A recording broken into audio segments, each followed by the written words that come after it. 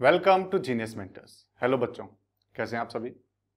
हमारी class 10th की ये बुक जिसका नाम है डेमोक्रेटिक पॉलिटिक्स पार्ट 2, पार्ट 1 हमने 9th में पढ़ा था, यानी लोकतांत्रिक राजनीति। इसके चैप्टर 1 को हम पढ़ रहे थे, पावर शेयरिंग यानी कि सत्ता में साझेदारी। और आज हम इसका लेक्चर 4 करेंगे। 3 लेक्चर्स ऑलरेडी लिए जा चुके हैं, बहुत सारी चीजें हम पढ़ चुके हैं। आज कोशिश करेंगे कि हम ये इसका चौथा लेक्चर लास्ट लेक्चर बना दें, यानी इसको हम खत्म करने की कोशिश करेंगे चैप्टर को। इसके बाद क्वेश्चन आंसर्स बचेंगे जो आपकी एनसीईआरटी में ही दिए हुए हैं। उन क्वेश्चन आंसर्स को हम अलग से सॉल्व करने की कोशिश करेंगे, अलग वीडियो में हम उसको लेके आएंगे। थ्योरी पार्ट को आज हम खत्म करने की कोशिश करते हैं। तो शुरू करने से पहले ये बुक ओपन कर लीजिए, वो पेज जो हम पढ़ रहे हैं ओपन कर लीजिए, उसके साथ साथ कॉपी पेन पेंसिल लेके बैठ जाइए। आज का लेक्चर शुरू करने से पहले थोड़ा सा हम जानकारी ले लेते हैं। अभी तक हमने पढ़ा क्या। हमने कहीं ना कहीं बेल्जियम और श्रीलंका के एग्जाम्पल से शुरू किया। वहां पे किस तरीके से अलग अलग प्रकार के लोग, अलग अलग एथनिसिटी के लोग रहते थे। Diverse group of peoples were living there in Belgium and Sri Lanka, विविध प्रकार के लोग। और कैसे उन्होंने अपना अरेंजमेंट, अपनी व्यवस्था कैसे बनाई, जिस वजह से उनकी आने वाली सिचुएशंस अलग अलग हो गई।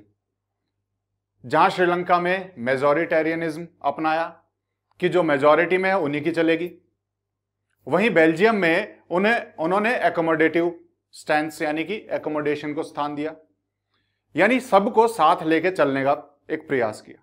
और उसके बाद हमने देखा कि जहां पर मेजॉरिटेरियनिज्म था यानी श्रीलंका में, वहां गृह युद्ध हुआ, वहां पे टकराव बढ़ता गया और हालात बहुत खराब हुए और बेल्जियम में शांति स्थापित हो गई। तो पावर शेयर करने से यूनिटी बढ़ी, पावर नहीं शेयर करने से, अनडिवाइडेड पावर रखने से, पावर सारी एक जगह रखने से यूनिटी घट गई। हमने दोनों एग्जांपल में पढ़ा। फिर उसके बाद हमने देखा कि हर जगह ये पावर शेयरिंग क्यों चाहते हैं लोग, पावर शेयरिंग क्यों अच्छा है सबके लिए। इसके 2 कारण जानने की कोशिश की। इसके 2 कारण थे, एक था प्रूडेंशियल और दूसरा मॉरल। प्रूडेंशियल यानी कि जो बुद्धिमत्ता के साथ फायदा नुकसान देखकर, वो कारण। और दूसरा नैतिक रूप से कि नैतिकता क्या कहती है कि क्या होना चाहिए। तो पावर शेयरिंग के 2 कारण हमने देखे। पहला कारण में जहां पर हम प्रूडेंशियल रीजन देखेंगे, तो प्रूडेंशियल रीजन में हमने जाना कि किस में फायदा किस में नुकसान है। हमने 2 एग्जांपल देखे, श्रीलंका और बेल्जियम। तो फायदा किस में था? बेल्जियम वाले में, इसीलिए पावर शेयरिंग होनी चाहिए। समझ गए। हमने देखा कि अगर पावर शेयर नहीं करते हैं तो कॉन्फ्लिक्ट बढ़ता जाता है। थोड़े समय के लिए अच्छा दिख सकता है वो, लेकिन बाद में वो कॉन्फ्लिक्ट इतना बढ़ जाता है कि मेजॉरिटी और माइनॉरिटी दोनों को ही उससे नुकसान पहुंचता है। तो फायदा किसमें है कि सब एक साथ मिलकर रहें, पावर शेयर करके रहें। तो हमने प्रूडेंशियल रीजन में ये जाना। फिर मॉरल रीजन में नैतिकता के हिसाब से हमने देखा कि डेमोक्रेसी का मतलब होता है लोगों का शासन। तो इसीलिए जिन लोगों का शासन है उन्हें भी उन सत्ता में भागीदार बना दो, उन्हें भी उस सत्ता में, उस पावर में साझेदार बना लो, है ना। पावर शेयर लोगों के साथ कर लो, सब अलग अलग समूहों के साथ कर लो। हमारी नैतिकता कहती है क्योंकि ये उनका शासन है, पावर उनकी है तो उन्हें भी यूज करने दो। ये हमारा मॉरल रीजन था। 2 रीजन हमने पढ़े थे और दोनों हमको समझ में आ गए होंगे। अब आज हम करने वाले हैं कि जो पावर शेयरिंग है इसके अलग अलग रूप हो सकते हैं। पावर शेयरिंग के अलग अलग रूप हो सकते हैं और उन्हीं में से हम ये अलग अलग रूप पढ़ेंगे। और हम आज 4 तरह के इसके फॉर्म्स पढ़ेंगे। पावर शेयरिंग 4 अलग तरीके से हो सकती है। ये पावर कैसे बांटी जाए लोगों में, पावर बांटना क्यों जरूरी है पढ़ लिया, पावर बांटने से क्या होता है ये भी पढ़ लिया, सत्ता में साझेदारी से क्या होता है सब पढ़ लिया। लेकिन बांटें किस तरीके से, उसका तरीका क्या है, कैसे हम पावर को बांट सकते हैं, वही चीज हम पढ़ने वाले हैं। इसके 4 तरीके।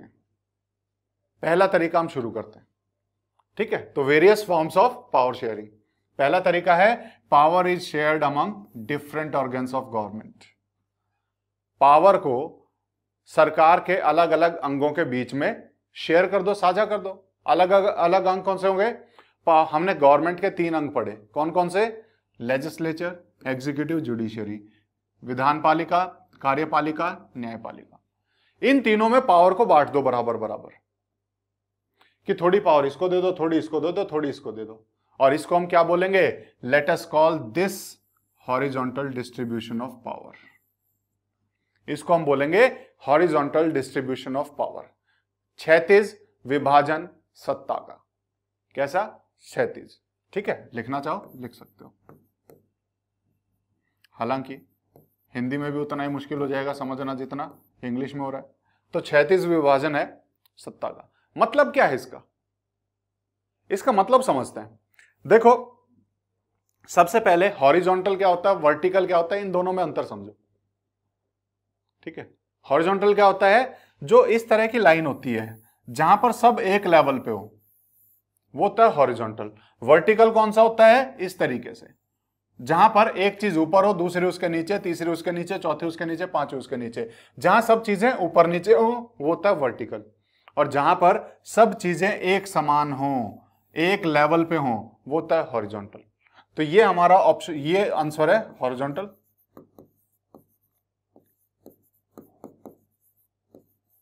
और ये हमारा है वर्टिकल। तो हमने यहां पावर कैसे बांटी? हॉरिजॉन्टल डिस्ट्रीब्यूशन किया, यानी एक ही लेवल पे सभी लोगों को बराबर बराबर बांट दी। क्यों? Because it allows different organs of government placed at same level to exercise different powers. क्योंकि इससे हमें यह इजाजत मिलती है कि जो अलग अलग ऑर्गन्स हैं सरकार के, कौन कौन से? लेजिस्लेचर, एग्जीक्यूटिव, जुडिशरी, ये सब एक ही लेवल पे हैं। कोई इनमें से छोटा बड़ा नहीं है। हम ये नहीं कह सकते कि लेजिस्लेचर बड़ा है, एग्जीक्यूटिव बड़ा है, जुडिशरी बड़ा है। ये तीनों एक ही लेवल के हैं, और ये तीनों एक ही लेवल हैं, तो ये सब अलग अलग पावर्स को अपना उपयोग कर सकते हैं सेम लेवल पे। तो पावर शेयरिंग हॉरिजॉन्टल लेवल पे होती है, तो अलग इसी लेवल पे जितने लोग हैं वो सब उस पावर को समान रूप से शेयर कर सकते हैं। ठीक है, समान रूप से वो उपयोग कर सकते हैं उस पावर को। समझ में आ गई चीजें? तो ये तीनों एक ही लेवल पे हैं।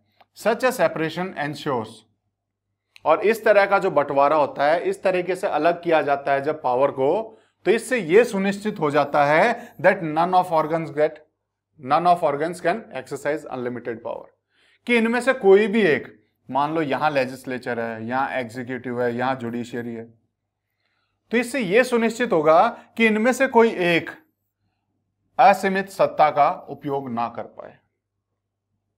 अगर हम तीनों में ना बांटें इस पावर को, तो एक पावरफुल हो जाएगा। एक पावरफुल हो गया तो पावर शेयरिंग का मतलब ही खत्म।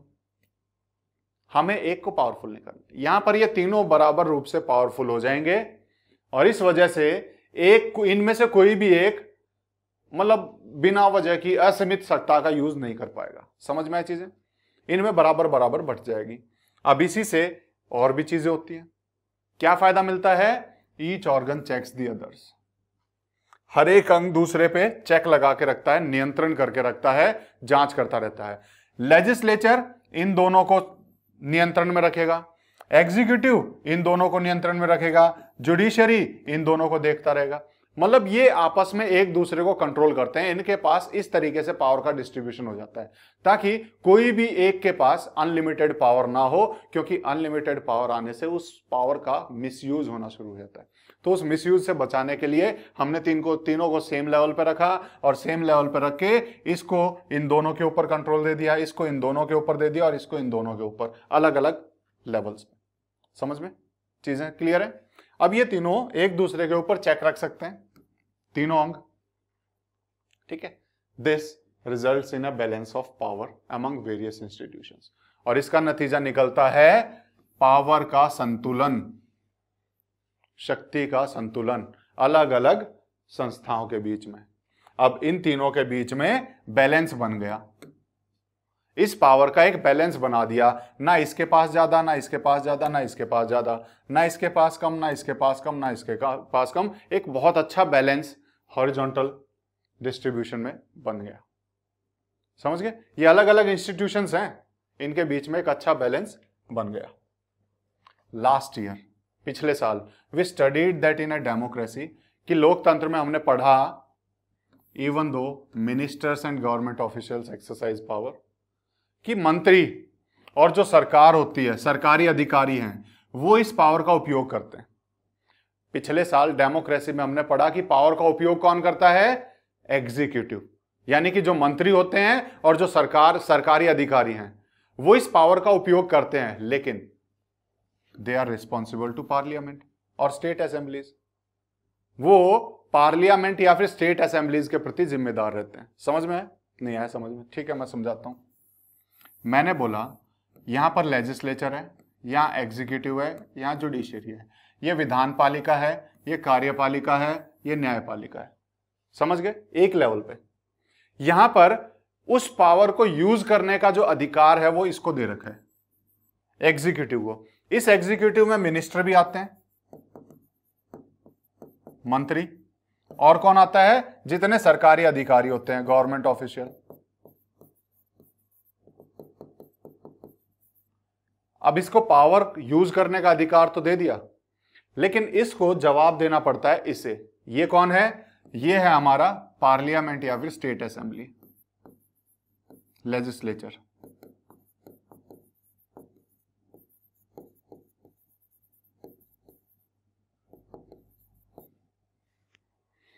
ठीक है, ये अब पावर का यूज कर सकता है, लेकिन उस पावर के यूज के लिए अगर कहीं भी गड़बड़ होती है तो इसको जवाब देना पड़ेगा। ये लोग इससे पूछ सकते हैं कि तूने ये ऐसा क्यों किया, तो ये इसके प्रति जवाबदेह रहेंगे, इसके प्रति जिम्मेदार रहेंगे। ठीक है, तो इसीलिए गलत यूज नहीं कर सकते, क्योंकि ये इसके ऊपर नजर रखे हुए।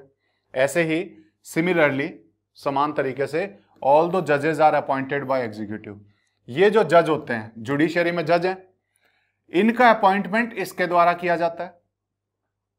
प्रेसिडेंट करता है ना जजों की नियुक्ति, प्रेसिडेंट क्या है? एग्जीक्यूटिव। तो वो जज को नियुक्त करता है, यानी कि इनका अपॉइंटमेंट इसके द्वारा होता है, लेकिन ये जज करते क्या है अपॉइंट होने के बाद, नियुक्त होने के बाद? They can check functioning of executive. ये ढंग से कार्य कर रहे हैं कि नहीं, एग्जीक्यूटिव के कार्यवाही को नियंत्रण में रखते हैं। उसके साथ साथ लॉज मेड बाय लेजिस्लेचर, कि ये जो लेजिस्लेचर है, इनके लॉ, उनको भी नियंत्रण में रखते हैं और इनके फंक्शन को। समझ में आ गया? इनको नियुक्त किसने किया? इसने। और नियुक्त होने के बाद ये इसके ऊपर भी नजर रखे हुए हैं, इसके ऊपर भी नजर रखे हुए हैं। तो क्या है, ये इतना अच्छा बैलेंस बन गया है कि कोई भी एक अपनी मर्जी से सारे काम नहीं कर सकता। किसी के भी एक के पास अनलिमिटेड पावर नहीं है। जब तक ये अपॉइंट नहीं करेगा ये लगेंगे नहीं, ये लग गए तो इन दोनों के ऊपर नियंत्रण रख। समझ गए ना? एक ऐसा बैलेंस ऑफ पावर बना हुआ है, पावर का ऐसा संतुलन बना हुआ है, बहुत अच्छा। This arrangement is called a system of checks and balance. और इस व्यवस्था को हम कहते हैं एक ऐसी व्यवस्था जिसमें नियंत्रण है और संतुलन है। इसे हम कौन सी व्यवस्था कहते हैं? System of checks and balances. नियंत्रण और संतुलन की व्यवस्था। सब एक दूसरे को कंट्रोल कर रहे हैं और इस कंट्रोल के कारण एक बहुत अच्छा बैलेंस बना हुआ है, system of checks and balances.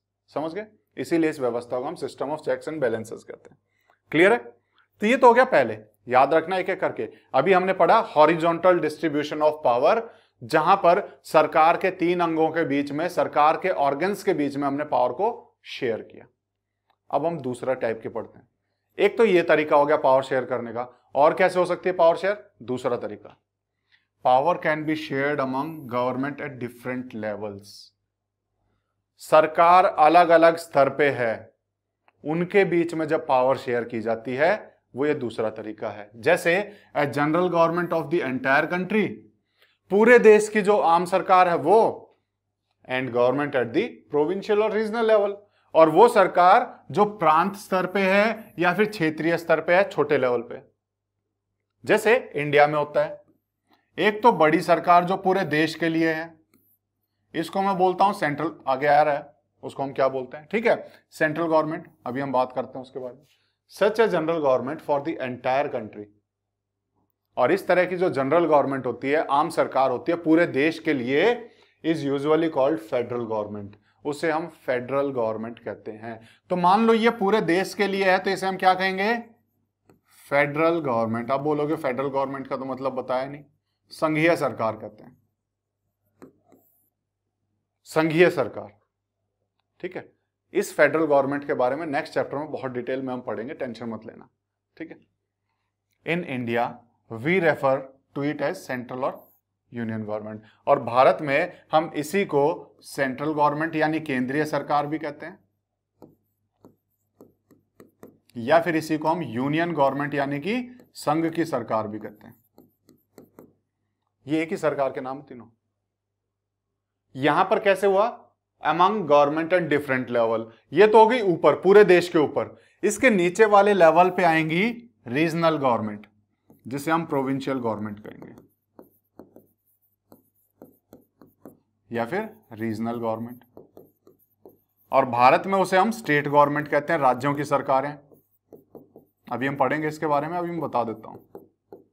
Bharat में एक केंद्र सरकार है, एक आपके राज्य में भी तो सरकार है। केंद्र सरकार में प्रधानमंत्री, आपके राज्य की सरकार में मुख्यमंत्री होता है ना। तो ये दो अलग अलग लेवल पे सरकारें हैं। जब इन दोनों के बीच में पावर का शेयरिंग हो, थोड़ी पावर सेंटर वाले रखें, थोड़ी पावर स्टेट को दे दें, वो है हमारा दूसरा।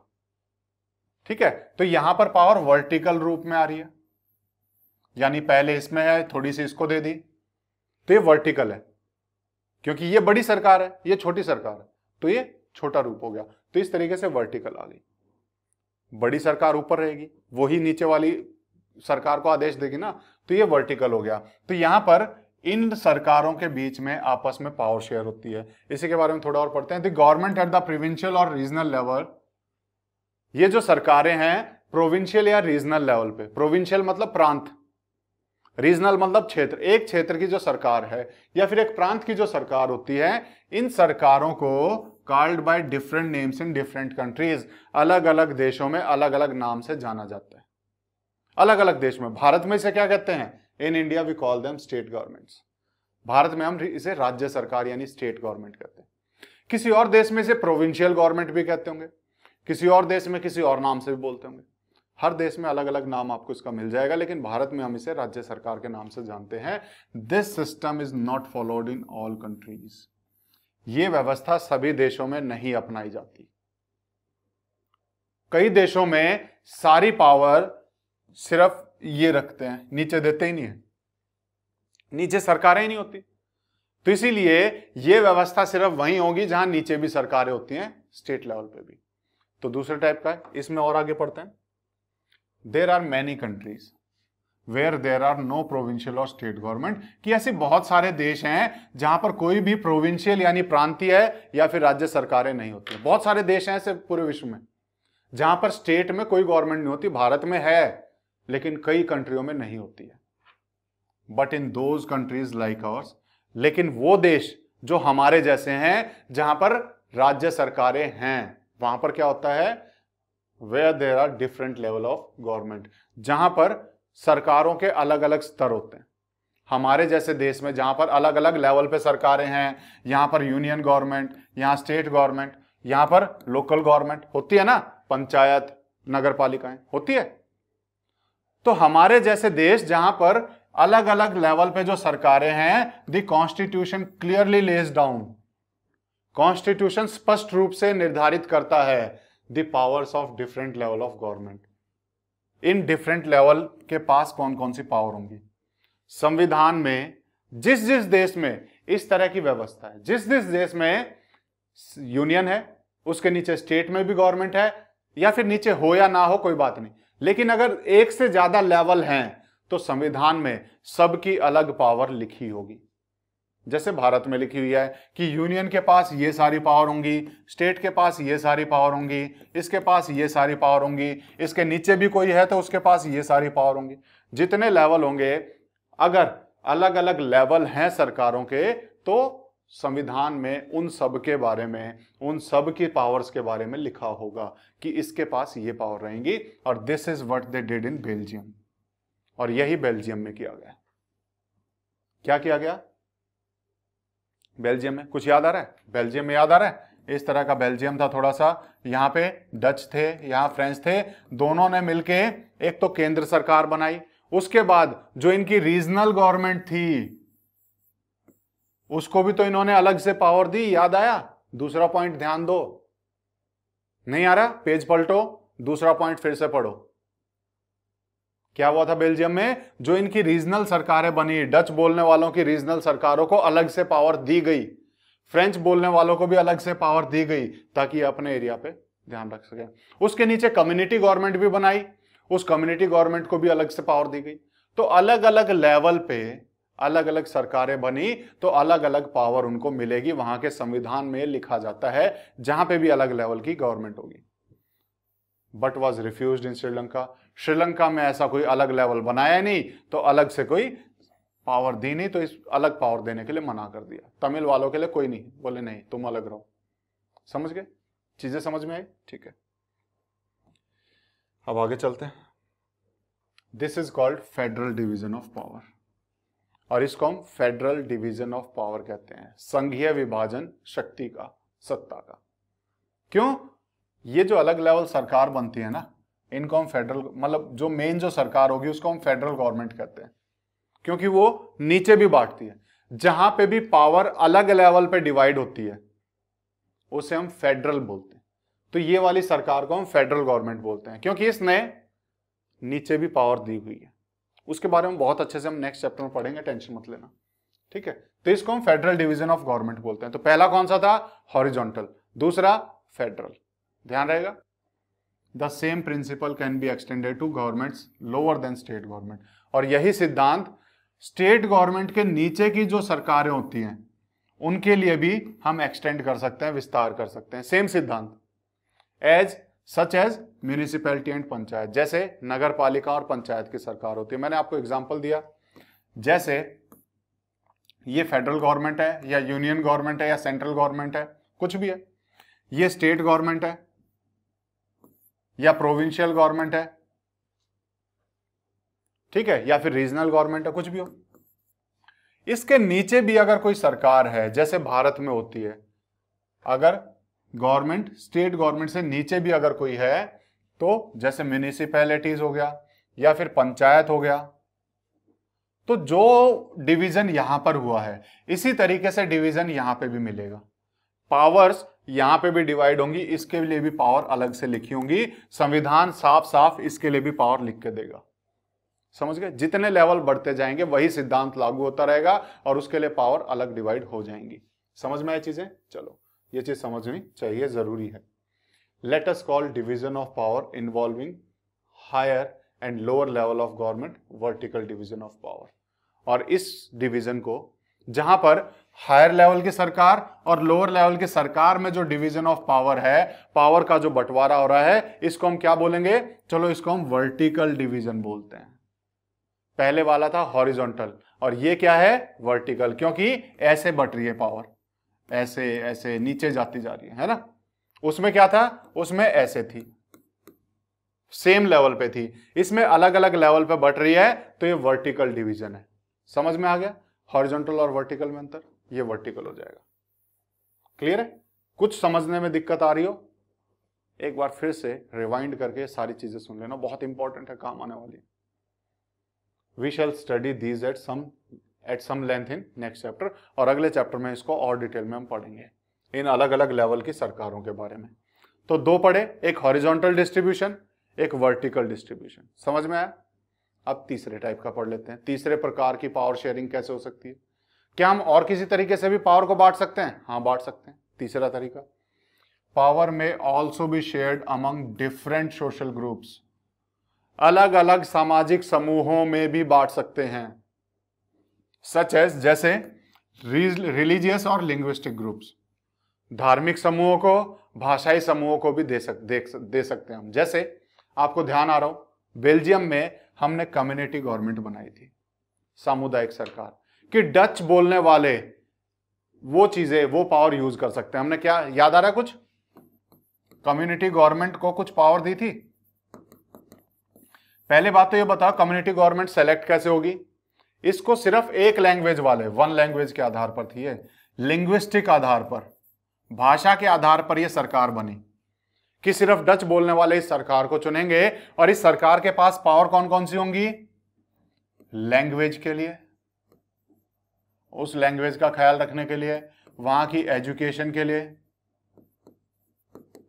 और वहां के कल्चर के लिए। ये पावर इसे दे दी, तो इसको भी तो पावर दी। ये क्या है? ये कोई सरकार, ये तो सोशल ग्रुप था ना, सामाजिक समूह। कुछ भाषा बोलने वाले लोग जब अपनी सरकार, एक भाषा का समूह बना लिया, इसको भी पावर दी ना। तो ये हमारा सोशल ग्रुप में भी पावर शेयर की जा सकती है। जैसे कम्युनिटी गवर्नमेंट बेल्जियम में हुआ था, is a good example of this arrangement. ये बड़ा अच्छा एग्जांपल है इस व्यवस्था का। कम्युनिटी गवर्नमेंट जो बेल्जियम में हुई, इस व्यवस्था का बड़ा अच्छा एग्जांपल है। तो सोशल ग्रुप्स में भी पावर डिवाइड की जा सकती है, चाहे वो सोशल ग्रुप धार्मिक आधार पर बने हो, चाहे भाषा के आधार पर बने हो, उनमें भी पावर डिवाइड हो सकती है। समझ गए? इन सम कंट्रीज, और कुछ कंट्रीज में, कुछ देशों में there are constitutional and legal arrangements. कुछ देशों में संवैधानिक और वैधानिक व्यवस्थाएं हैं। किस चीज के लिए? Whereby socially weaker sections and women are represented in legislature and administration. जहां पर जो सामाजिक रूप से कमजोर वर्ग के लोग हैं या फिर महिलाएं हैं, इनका प्रतिनिधित्व लेजिस्लेचर और प्रशासन में रखने के लिए व्यवस्थाएं की जाती हैं। ये क्या है? सोशल ग्रुप है ना। अगर हम वीकर सेक्शन की बात करें, समाज का एक समूह है, समाज का एक ग्रुप है जो वीकर है, जो कमजोर है, तो उसको कमजोर ना बने रहने देने के लिए उसके लिए कुछ स्पेशल अरेंजमेंट किए जाते हैं, व्यवस्थाएं की जाती हैं कि उनका प्रतिनिधित्व हमारे प्रशासन में, हमारी सरकार में हो सके। तो उनके लिए हम सीट अलग से रख देते हैं ना। भारत में आपको याद आ रहा हो तो हमने कुछ रिजर्व्ड सीट की बात की थी पिछले साल। कुछ सीटें आरक्षित की गई हैं कमजोर वर्ग के लोगों के लिए, शेड्यूल कास्ट, शेड्यूल ट्राइब्स के लिए कुछ सीटें आरक्षित हैं कि वहां से वही लोग चुन के आ सकते हैं। क्यों? ताकि हम उन समूह को सही रूप से प्रतिनिधित्व दे सकें। समझ में आया चीजें? और इस तरीके से हम सोशल ग्रुप में भी डिवाइड कर सकते हैं। Last year we studied the system of reserved constituencies, जो मैं बता रहा था कि पिछले साल हमने आरक्षित चुनावी क्षेत्रों की व्यवस्था के बारे में पढ़ा in assemblies and parliament and of our country. हमारे यहाँ की विधानसभाओं में, हमारे यहाँ की संसद में कुछ सीटें आरक्षित होती हैं वीकर सेक्शंस के लिए। ये हमने पिछले साल पढ़ा था। तो ये सोशल ग्रुप्स में डिवाइड कर दी। दिस टाइप ऑफ अरेंजमेंट, ये जो व्यवस्था है, इज मेंट, ये किस लिए होती है? To give space in the government and administration to diverse social groups who otherwise would feel alienated from the government. नहीं आया समझ में? कोई बात नहीं, मैं हूं समझाने के लिए। इस तरह की जो व्यवस्था है ना, जहां पर हम सामाजिक समूहों को कुछ पावर शेयर करते हैं, यानी उनको भी हम पावर में हिस्सेदारी बनाते हैं, साझेदार बनाते हैं, यानी उनको भी साथ लाके खड़ा करते हैं। ये क्यों किया जाता है? ये इसीलिए किया जाता है ताकि सरकार में और प्रशासन में उनको जगह मिल सके। किनको? विविध सामाजिक समूहों को, जो अगर उनको जगह ना मिले, हु अदरवाइज, अन्यथा, वुड फील एलियनेटेड, अपने आप को अलग महसूस करने लगेंगे अगर उनको हम जगह ना दें। अगर पावर उनको ना दें तो वो अपने आप को अलग महसूस करने लगेंगे फ्रॉम द गवर्नमेंट, सरकार से। जैसा कहां हुआ था? श्रीलंका में। श्रीलंका में क्या हुआ? एक बड़ा अच्छा एग्जांपल है इसका। ठीक है, श्रीलंका में हमने पढ़ा, इस एरिया में, ये श्रीलंका का मैप मान के चलो कि ये श्रीलंका है, यहां पर तमिल रहते हैं। एक थोड़े से एरिया में यहां पे तमिल है, यही पढ़ा था हमने। ये बाकी जगह पे कौन है? यहां पर सिन्हाला है। अब सिन्हाला ने पूरे श्रीलंका पे अपना कब्जा जमाना चाहा और उन्होंने इन तमिल को कोई भी स्थान नहीं दिया अपने सरकार में, पावर में कोई सी हिस्सेदारी नहीं दी। तो इन तमिल, ये जो तमिल बोलने वाले थे, ये अपने आप को एलियनेटेड समझने लग गए, अलग समझने लग गए सिन्हाला से। यानी इन्होंने सब देखा कि ये सरकार हमारे लिए कुछ कर ही नहीं रही है, ये देश हमारे लिए नहीं है, ये सरकार हमारे लिए नहीं है, ये नेता हमारे नहीं है। और जब ये भावना अंदर आ जाए कि ये हमारे नहीं है, यानी हम अपने आप को उनसे अलग करने लगते हैं। इससे अलगाववाद की भावना हमारे अंदर आ जाती है, हम उसको अलग रूप में देखते हैं, तो हम उन्हें अब अपना नहीं समझते। तो इसीलिए उनके खिलाफ कड़े निर्णय लेने के लिए, मतलब कहीं ना कहीं टकराव की स्थिति उसमें आ जाती है। तो ये टकराव की स्थिति ना आए, क्योंकि जो अलग अलग विभिन्न सामाजिक समूह हैं उनमें इस तरह की भावना ना आए, इसीलिए उनमें उनको भी सरकार में और प्रशासन में हिस्सेदारी दी जानी चाहिए। और उसी पावर शेयरिंग की बात हम कर रहे हैं, और उसी का एक तरीका हमने देखा कि रिजर्व्ड सीट को आरक्षित कर दो, ताकि वहां पर वही लोग आए, वो भी अपने आप को सरकार से जुड़ा हुआ समझे, अपने आप को प्रशासन से जुड़ा हुआ समझे, एडमिनिस्ट्रेशन से जुड़ा हुआ, ताकि उनके बीच में टकराव की भावना ना आ पाए। समझ में आ गई चीजें? तो पावर शेयर हॉरिजॉन्टल पे हो सकती है, वर्टिकल हो सकती है, अलग अलग सोशल ग्रुप्स में भी पावर शेयर हो सकती है। ये जो वीकर कमजोर वर्ग होते हैं, इनको पावर शेयर करो। कैसे? उनको भी अपने साथ लाकर। समझ गए? This method is use to give minority communities a fair share in power. ये मेथड यूज कहां किया जाता है? ये जो मेथड है, ये तरीका, इसका उपयोग किया जाता है माइनॉरिटी कम्युनिटीज को, जो अल्पसंख्यक है, उन समुदायों को उचित हिस्सा इस पावर में देने के लिए, ताकि उनको भी सत्ता में बराबर हिस्सेदारी, उचित हिस्सेदारी मिल सके, अपने आप को वो अलग ना समझें। यहां पर ये मेथड यूज करते हैं माइनॉरिटी कम्युनिटीज को देने के लिए। इन यूनिट 2, जब हम यूनिट 2 में, चैप्टर 2 नहीं, यूनिट 2 चैप्टर 3 और 4 को जब हम पढ़ेंगे, we shall look at various ways of accommodating social diversities. हम वहां पर अलग अलग तरीके देखेंगे, किस तरीके से सोशल डाइवर्सिटी, सामाजिक विविधता है, उसको हम कैसे एकोमोडेट करेंगे, स्थान देंगे अपने भारत में, कैसे उनको स्थान दिया जा सकता है, कैसे उनकी हिस्सेदारी बढ़ाई जा सकती है, वो हम चैप्टर 3-4 में पढ़ेंगे। समझ में आए चीजें? चलो, 3 तरीके पढ़े। क्या क्या 3 तरीके? जल्दी बताओ। पहला हॉरिजॉन्टल, दूसरा वर्टिकल, और तीसरा सोशल ग्रुप्स। हॉरिजॉन्टल में तीनों ऑर्गन्स ऑफ गवर्नमेंट, यानी सेम लेवल पे जब करते हैं। वर्टिकल में डिफरेंट लेवल पे जब पावर शेयर करते हैं। इस तरीके से जल्दी जल्दी रिपीट करते रहा करो। और सोशल ग्रुप में अलग अलग सोशल ग्रुप्स को, वीकर सेक्शंस को, माइनॉरिटीज को जब हम पावर में हिस्सेदार बनाते हैं, तो वो सोशल ग्रुप है ना। अब चौथा भी देखते हैं। चौथा हमारा है power sharing arrangements can also be seen in the way political parties, pressure groups and movements control and influence those in power. ये पावर शेयरिंग को हम इस तरीके से देख सकते हैं कि जिस तरीके से राजनीतिक दल, पॉलिटिकल पार्टी, प्रेशर ग्रुप्स जिन्हें हम दबाव समूह कहते हैं, या फिर अलग अलग आंदोलनों के द्वारा नियंत्रण और प्रभाव जो पावर में है उन्हें उनके ऊपर किया जाए। यानी सरकार के ऊपर दबाव बनाने के लिए अलग अलग पॉलिटिकल पार्टीज अलग तरीका अपनाती हैं, दबाव समूह प्रेशर ग्रुप्स होते हैं वो अलग तरीके से, और उसके बाद आंदोलन करके लोग भी सरकार को प्रभावित करते हैं और क्या करते हैं, सरकार के ऊपर प्रभाव डालते हैं, उनको नियंत्रण करने की कोशिश करते हैं। तो यानी कि वो भी अपनी पावर का इस्तेमाल कर रहे हैं, यानी सरकार उन्हें वो करने दे रही है, तभी तो वो कर पा रहे हैं। यानी सरकार अपनी पावर दे रही है थोड़ी सी कि तुम ये करो ताकि हमें पता लगे कि क्या करना है।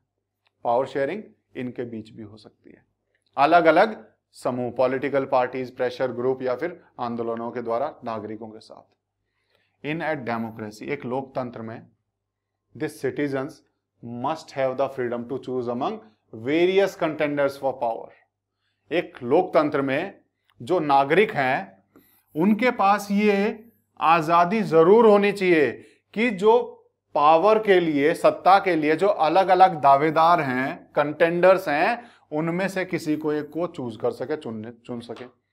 यानी सत्ता के लिए दावेदारों में से चुनाव का अधिकार लोगों के पास होना चाहिए कि किसको चुनना है और किसको नहीं चुनना है। समझ गए? जब अलग अलग दावेदार खड़े हो, अलग अलग लोग खड़े हो इलेक्शन में कि मैं भी बनना चाहता हूं, मैं भी बनना चाहता हूं, मैं भी बनना चाहता हूं, तो उसमें से कौन बनेगा, ये डिसीजन, ये निर्णय लेने का अधिकार लोगों के पास होना चाहिए। लोकतंत्र में पढ़ा था हमने, लोकतंत्र में लोग ही तो चुनाव करते हैं, तो लोगों के पास अधिकार होना चाहिए चुनाव का। इन कंटेम्परेरी डेमोक्रेसीज, और आजकल की जो डेमोक्रेसीज हैं, समकालीन जो लोकतंत्र हैं, this takes the form of competition among different parties. ये कैसे पॉसिबल है? लोगों को चुनाव का अधिकार कैसे मिल सकता है?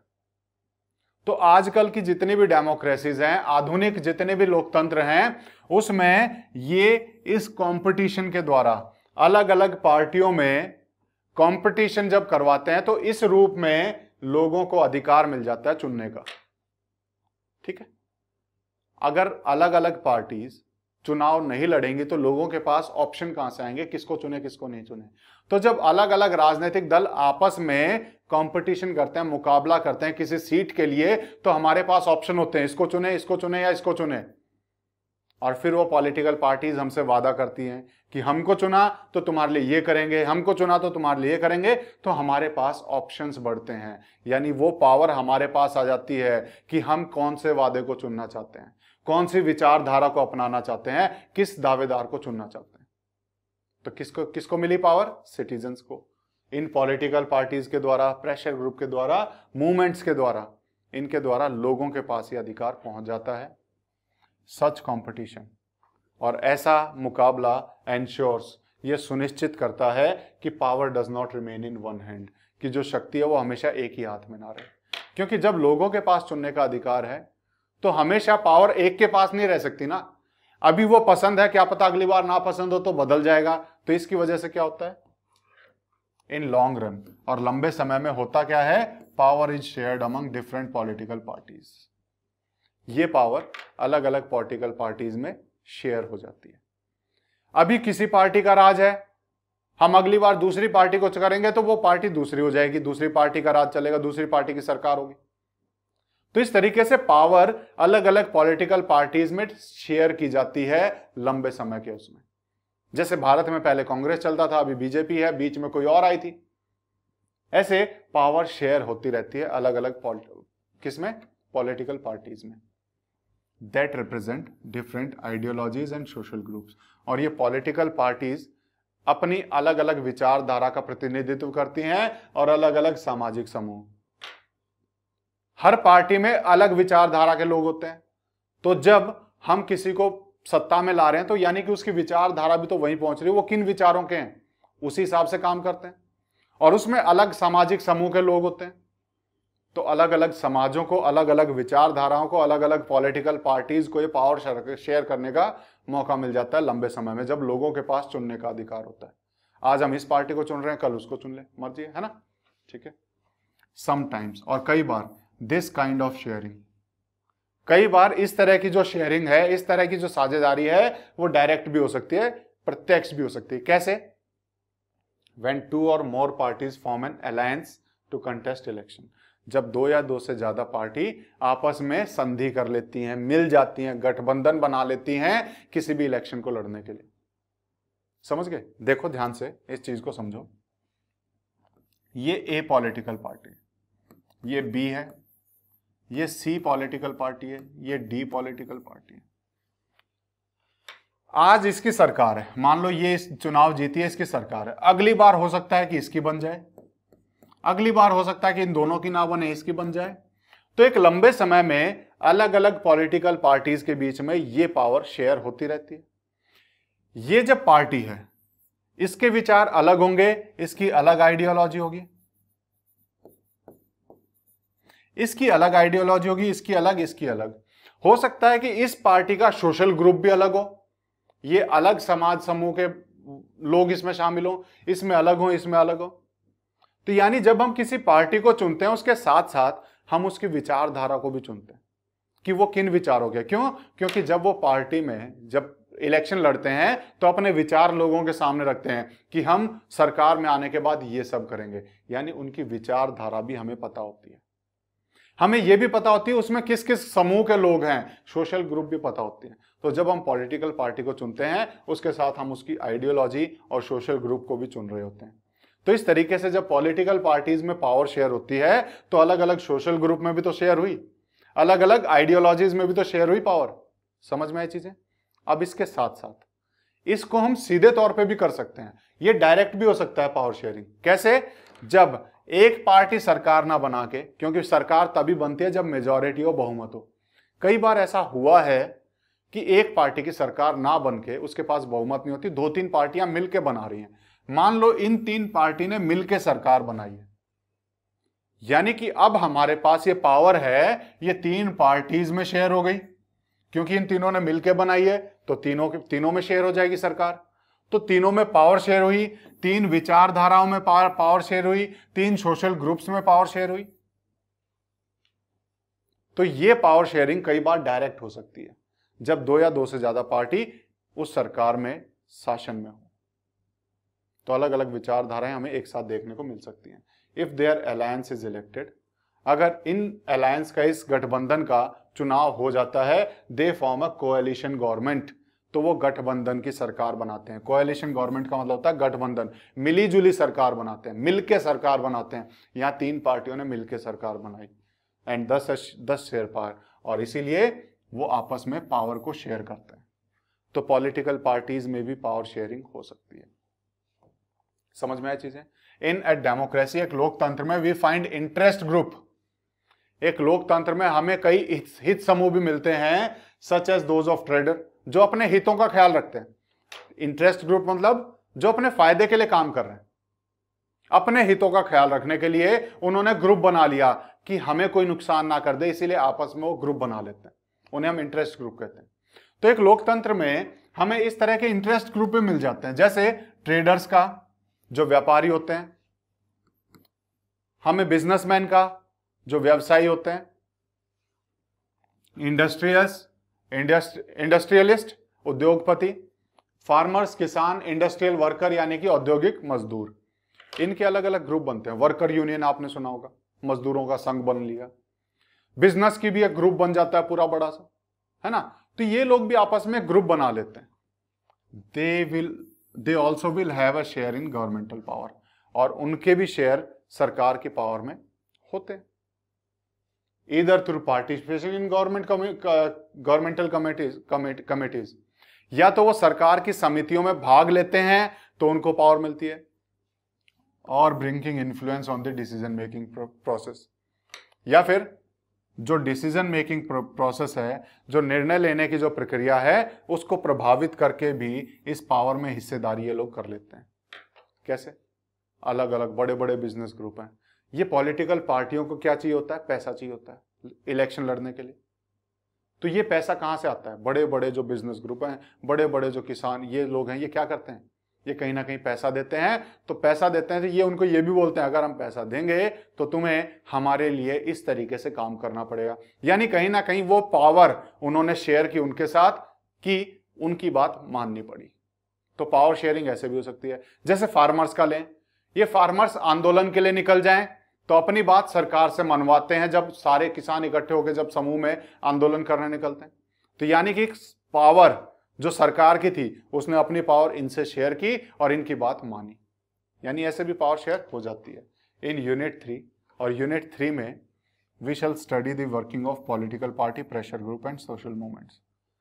यूनिट 3 में हम पॉलिटिकल पार्टी, राजनीतिक दल, प्रेशर ग्रुप और सोशल मूवमेंट्स, इनके कामकाज के बारे में देखेंगे यूनिट 3 में। समझ में आया? चलो, अब एक सवाल हमारे सामने बच्ची रख रही है। In my school class monitor changes every month, is that what you call a power sharing arrangement? कि हमारी क्लास में हर महीने मॉनिटर चेंज हो जाता है, क्या आप इसे पावर शेयरिंग अरेंजमेंट कहते हैं? जैसे पॉलिटिकल पार्टी बदल गई ना, अभी कोई और है, अगली बार कोई और आ गई, हमने उसको पावर शेयरिंग बोला। तो ये बोल रही है क्या मॉनिटर बार बार बदल रहा है, ये पावर शेयरिंग मोमेंट अरेंजमेंट है? एक तरीके से हाँ, एक तरीके से ना। हर एक को मॉनिटर बनने का मौका मिल रहा है, पावर तो उसके पास भी है ना, तो पावर शेयर हो रही है। आज इसके पास, आज उसके पास, आज उसके पास, यानी सबको मॉनिटर बनने का मौका मिल सकता है, सबके पास पावर है।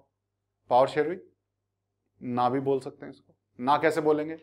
कि ये तो पावर, ये तो इंस्टेबिलिटी होगी ना, अस्थिरता होगी, कि आप एक मॉनिटर को रहने ही नहीं दे रहे, थोड़े लंबे टाइम के लिए रहने दो, तभी तो पावर का इस्तेमाल होगा। वैसे इसमें हाँ का ही बोलेंगे, ठीक है, कि हाँ इस तरीके का अरेंजमेंट हो सकता है। लेकिन चुनाव नहीं है यहां पर, है ना, आप हर एक को एक एक मौका दे रहे हो, ठीक है, तो सबके पास वो मौका आना ही है। अब कुछ सवाल हमारे सामने, कुछ सवाल हमारे सामने, इनका सॉल्यूशन देख लें। चलो, here are some examples of power sharing, कि ये कुछ पावर शेयरिंग के एग्जांपल्स हैं। Which of the 4 types of power sharing do these represent? हमने 4 तरह के पावर शेयरिंग देखे, इनमें से कौन से टाइप का है उसके सामने लिखना है। Who is sharing power with whom? कौन किसके साथ पावर शेयर कर रहा है ये बताना है। बॉम्बे हाई कोर्ट ने महाराष्ट्र स्टेट गवर्नमेंट को ऑर्डर दिया कि कुछ कदम उठाओ, कुछ action low and improve living condition of 2000 और चिल्ड्रन एट 7 चिल्ड्रंस होम। 4 अनाथालय वहां पर हैं, 7 अनाथालय हैं, उनमें 2000 बच्चे उनके रहने की स्थितियों को सुधार करो। यानी कि मोटे तौर पर अगर हम देखें, यहां पर हमसे कहा जा रहा है कि हाई कोर्ट ने आदेश दिया सरकार को, यानी कि हाई कोर्ट में, जुडिशियरी में और सरकार में और एग्जीक्यूटिव में, इन दोनों में पावर शेयर हुई। तो पहले वाली शेयर है कौन सी? सेम लेवल वाली, हॉरिजॉन्टल पावर शेयरिंग है, टाइप 1 जिसे हम कहेंगे। हॉरिजॉन्टल डिवीजन ऑफ पावर, पूरा लिख देना इसको, हॉरिजॉन्टल डिवीजन ऑफ पावर, या दूसरे तरीके से लिखना चाहो लिख सकते हो, sharing of power between different organs of government, ये भी लिख सकते हैं। दूसरा पढ़ लेते हैं। Government of Ontario state in Canada, Canada में ओंटारियो स्टेट की गवर्नमेंट है, agreed to a land claim settlement with aboriginal community. वहां की जो, अगर हम कहें, बहुत ही एबोरिजिनल होता है, जो बेसिकली हम एकदम जो बहुत ही अलग रहता हो सबसे, उसे एबोरिजिनल का हम कई बार कह देते हैं। ठीक है, जैसे हमारे यहाँ आदिवासी होते हैं, वो एबोरिजिनल कम्युनिटीज हैं।